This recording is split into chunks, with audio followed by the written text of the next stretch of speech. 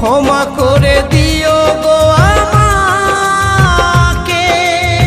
শিল্পীর বেদনা কেউ বোঝে কেউ বোঝে না, শিল্পীর যন্ত্রণা কেউ বোঝে কেউ বোঝে না। তবু গান গাই